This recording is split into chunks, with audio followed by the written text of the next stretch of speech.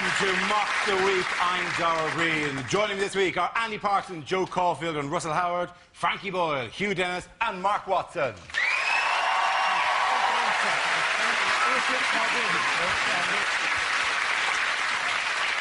Let's start with headliners. Here's a picture of Conservative leader David Cameron. So what does CSIP stand for? Is it his favourite TV show, CSI Portsmouth? Every week it's the same story, a guy getting kicked to death by sailors. Is it Cameron's strangely invisible policies? He said satirically. Yes. Yes, it is. That's very wild. Oh, very good. I did something about the news. Yeah. Is it conceited, shallow, inbred prat?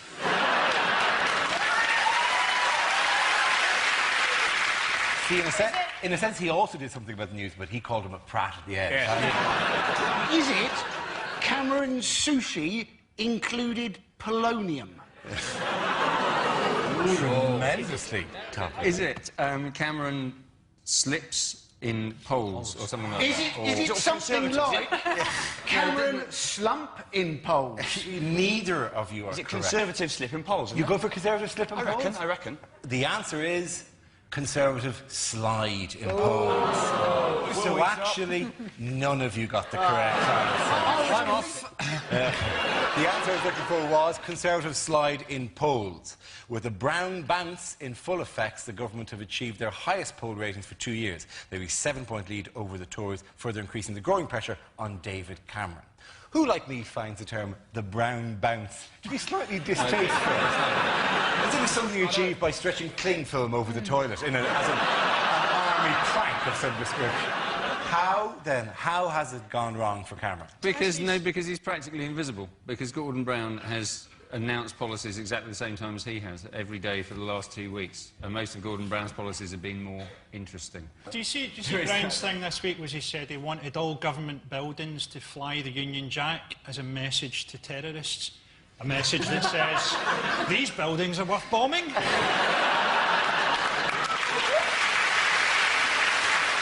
As a matter is, why has this man caused a problem for Gordon Brown? He's stolen his iPod. And he's playing it with there. Disgraceful. I knew the actual answer to this. Yeah, good. It's because of the diplomats. It is because of who is he, firstly, this man? Oh, this is Putin. It is indeed Putin, very good. The facts I can do, it's just some of the humour doesn't go as well.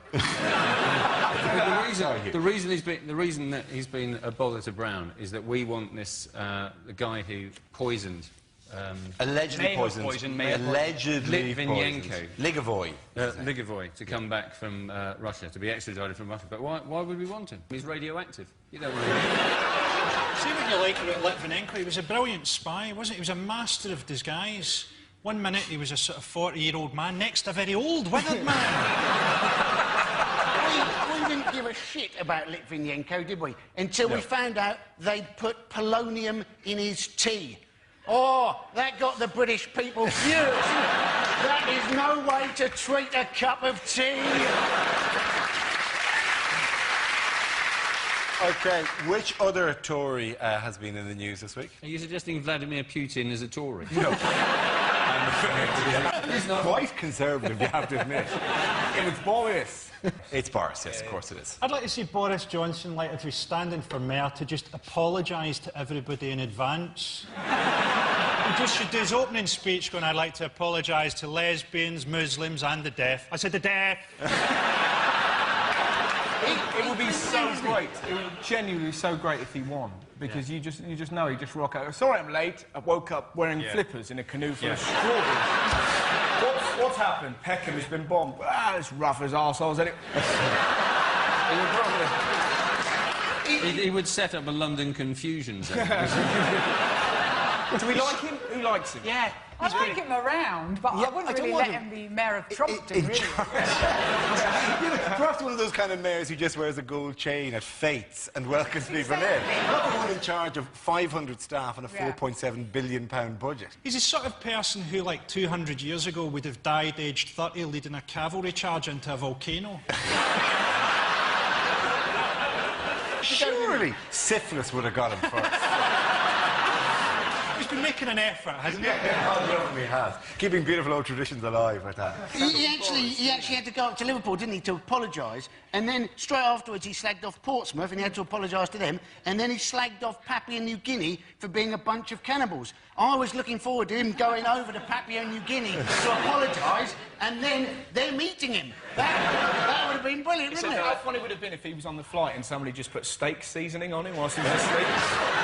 There you go, Papua New Guinea, let's test the theory, shall we? That seems to taste of parsley. Did you see the reply from the people of Papua New Guinea when he called them cannibals? Wasn't to say, how dare you? They said, no, they went, how dare you? That hasn't happened for over 40 years. I love the things that, you know, remember when he said if you vote Tory, it will cause your wife's breast to increase in size? Yeah. And it worked. Yeah.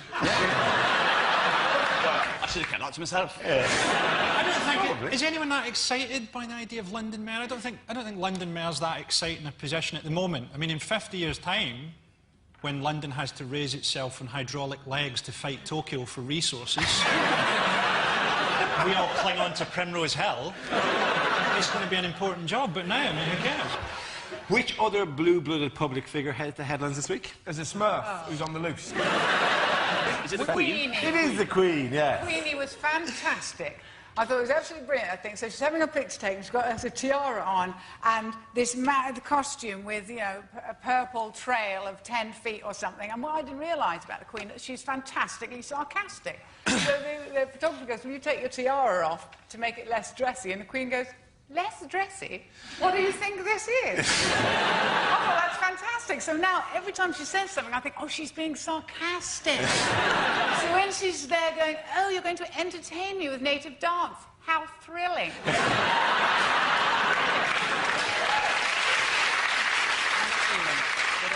What I loved about this story, though, was that the production company have now taken admitted culpability for this, are the same production company who make Faking It.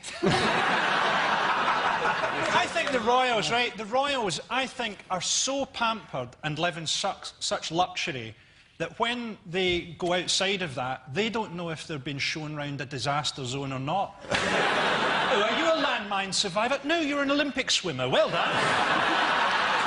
They don't know the difference between a refugee camp and an Ibis hotel. I knew that.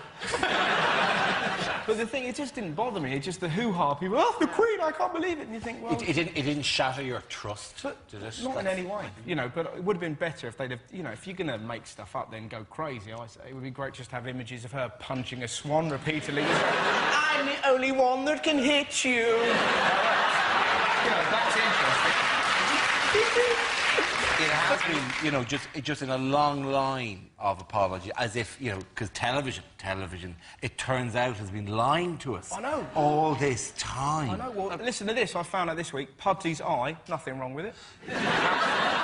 Sometimes it's on different sides. You know, Pudsey forgets himself. Do you know this thing about, like, phone-in quizzes and stuff like that? Oh, it's like these producers think we're stupid or something. You think, they've just asked you if you think the capital of France is Jack Nicholson. Wait, I'm waiting for the cash in the attic scandal to smash. Where somebody goes, wait a minute, he rang the doorbell, but the woman was already wearing a microphone. What's going on here? And then there was a shot over her shoulder, as if there was already a camera team in the house. It's like they knew they were coming. They didn't find it in the attic, they found it in the spare room. By the way, why was last Sunday, this is not really anything to do with the stories that have come before, why was last Sunday special?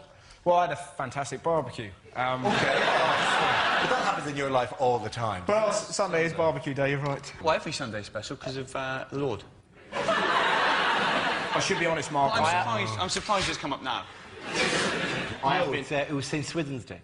It's going to rain for 40 days. 40 more days. With good news to the people of Hull. So, 40 more days. Which gives us an excuse to show this piece of footage, by the way, which is recorded in Chesterfield in Derbyshire, which is footage taken, actuality footage, we haven't re-edited this in any way, of a heroic police effort during the floods with the full support of the local population.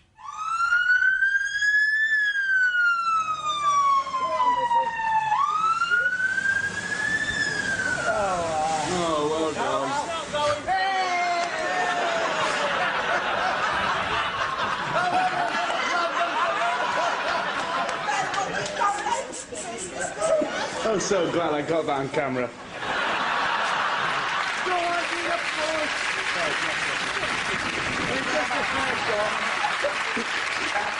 Wow. Good that, you know, even in the face of that adversity, people who couldn't get to their house, they could still laugh.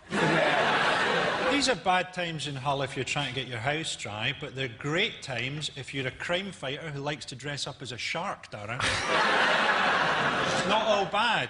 We've now got 2 lake districts, and Sheffield suddenly has a fishing industry, which largely catches DVD players. At the end of that round, I'm going to give the points to... Could go either way, we'll just give it to Frankie, Hugh and Mark, eh?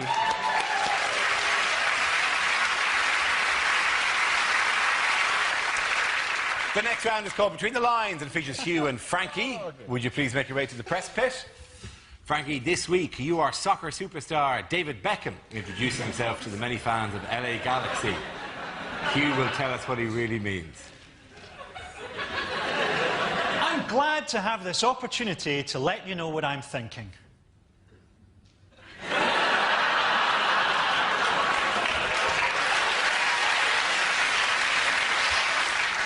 It's great to have left Real Madrid.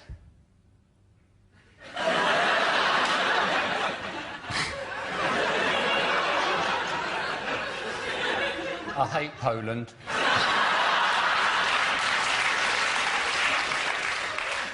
I've bought a house in LA, right by the big Hollywood sign. I'd love to know what it says. Brooklyn has settled in well at an American school. He shot someone. My wife knows how much I love her. I sent her a text by mistake. I was surprised to learn that I was wanted by Scientology. I didn't know they had a team. Tom Cruise's wife, Katie, is always advising us to hire more staff. She keeps sending me notes saying, get help.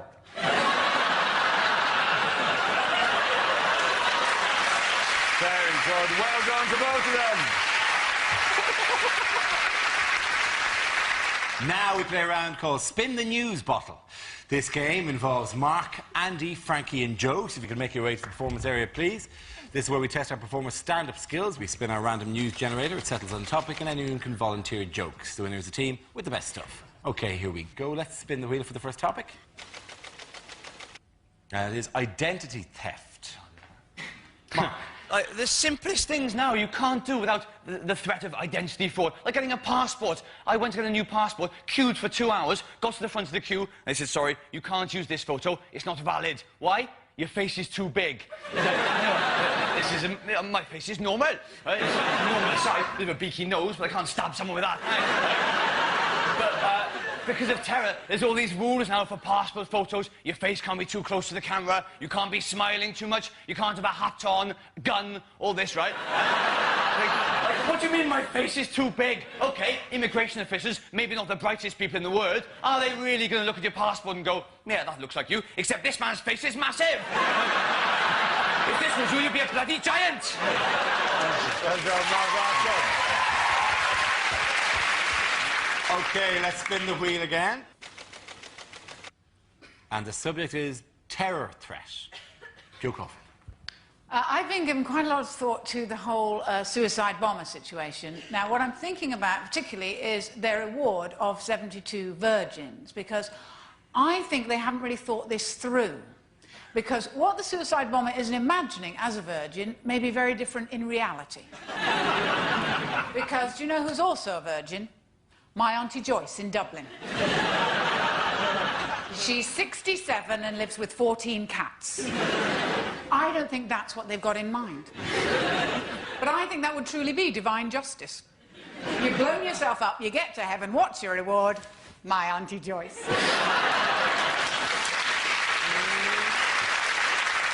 And she's keen. She's waited a long time. When you've done me, there's 71 of my friends from the church need doing as well. You'll have to do Bridget from behind. She's on a Zimmer frame now. Joe Coghill.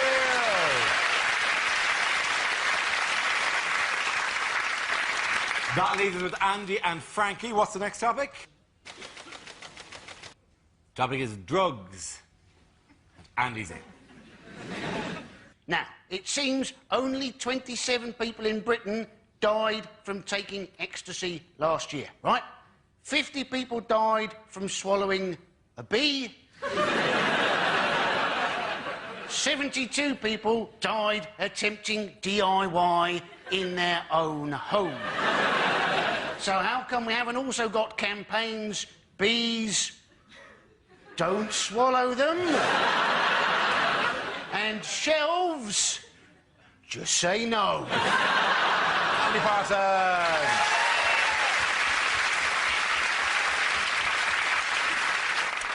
Let's see what Frankie has left. Topic is celebrity. Yeah, I've got a bit of an insight into this because I've got to that stage in Scotland where people recognise me but they don't know where from.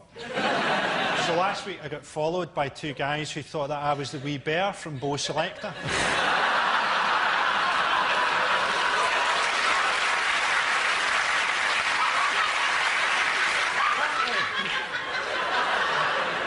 Apparently, Catherine Zeta-Jones lives in LA, but she has bottles of air imported from Wales.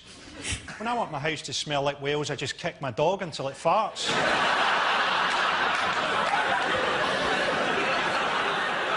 Pete Doherty, right? Does anyone else think that Pete Doherty is quite fat for a heroin addict? What's he been cutting his heroin with? The hollandaise sauce. Thank you, Roy. Points go to Frankie and Mark there. Come on, together.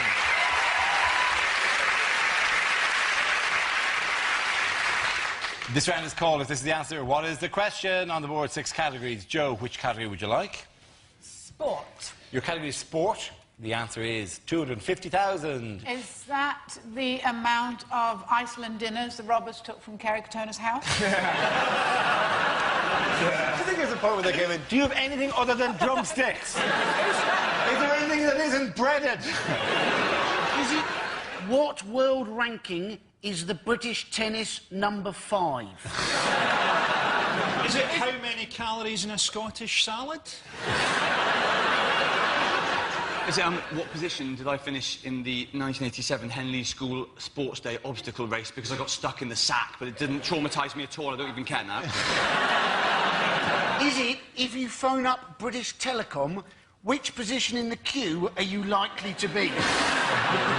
Is it what percentage of people failed O-level maths? Is it? I'm gonna ask you to speed towards the correct answer. It's sport, isn't it? Is it to do with Beckham? It is to do with Beckham. How many shirts do the Americans claim that Beckham has sold? That's absolutely right. Well done, Russell. Congratulations. The question I was looking for is how many Beckham replica shirts are LA Galaxy already claiming to have sold? He's wearing that the wrong way round. He is. That's the first thing. Does anyone think that Beckham actually knows he's in America? I think he just runs after a ball and all he notices is that occasionally it gets warmer. I don't think he even knows he's rich. He's like one of those cats that its owners left a fortune to. Did you see how they launched themselves in America with that photo shoot? Did anyone see those pictures of them? With her... I mean, but for their children, it's sad, isn't it? Because here's Mummy looking like a whore and Daddy like a rent boy. I mean, she looks like she has a dump about once every 4 years. It's probably how Beckham can tell that there's a World Cup coming up.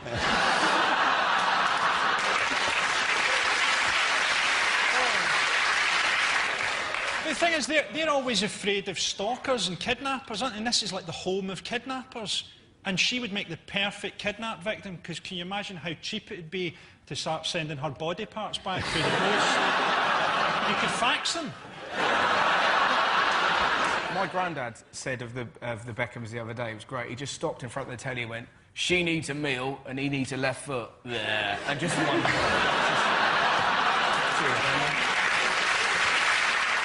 Talking of sport, which major event continued this week? Oh, that, Tour de cycling. France. And do we have any particular link to the Tour de France? Yes, we do. He's sitting next to me now. Indeed he is. Hugh, what did you do yesterday? I cycled the mountain stage, the 15th stage of the Tour de France. Look, That is actually Hugh That's Dennis me. on a bike. It was 199 kilometres, and there were 5 mountains, the smallest of which was just slightly bigger than Snowdon. And it took me 11 hours and 7 minutes. But it was only after about 10 hours and 50 minutes, and this was just to save my pride, that I overtook a French cyclist who had one leg. Tactically, were you there just going, I'll take him, I'll take him. Just soon my moment will be here. I've got to get in. It's tactical. It's fantastic going downhill, though. When you get to the top, and then you just have 20 kilometres where you don't have to pedal at all. Here's a question. When you were going downhill the mountain, did you go, whee? Did you have to put the legs out and everything? Did you have spokey dokies? I didn't have spokey dokies. That would just be unnecessarily causing more hassle for you. I should have taken off these spokey dokies. As they're going, duck, duck, really slowly. On the top of the first hill, the guy I was cycling with, we both stopped for a pee, because you need it. You have to have one. You've drunk so much at this point. It was about 80 kilometres in. And 3 of us were standing in a group. And then me and my mate got back on our bikes. And Paddy, my mate, turned to me and went, the guy next to us had the most enormous cock I've ever seen. And that kept us going for about another 50. As a matter of interest, and this is a bizarre coincidence, when you were cycling up the mountain, I know it wasn't too much of a social occasion, did you meet this man? I don't know. I wouldn't have recognised him without his helmet on. Who was that man? That man's my dad. Is he? Did he do it? Yeah, he did, yeah. He actually had a piss next to your mate.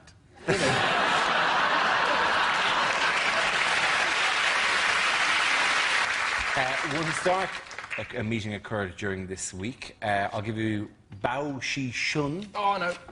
It's the world's tallest man. And It the is? world's, and the world's And smallest. he met the shortest man in the world, yeah. Well, OK, this is the meeting. It should be pointed just for clarity. Bao Shishun, the world's tallest man, 7'9".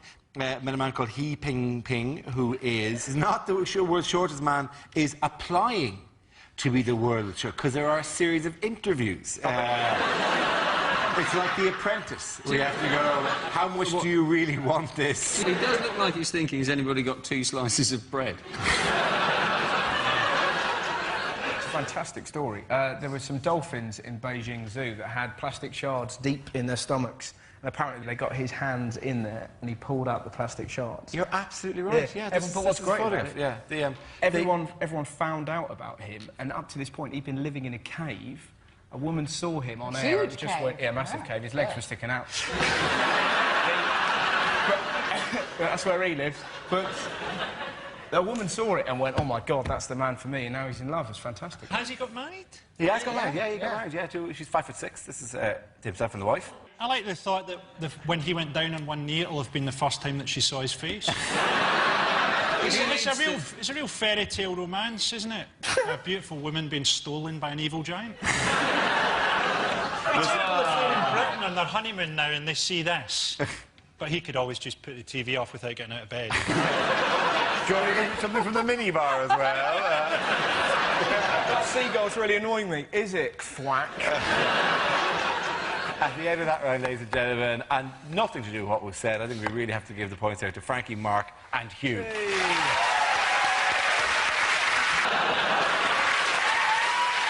the end of that round, ladies and gentlemen, I have to give the points there to Frankie, Hugh and Mark!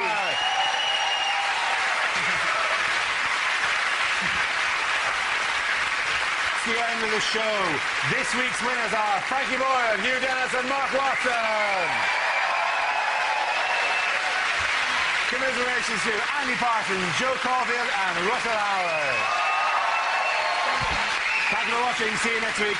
Good night.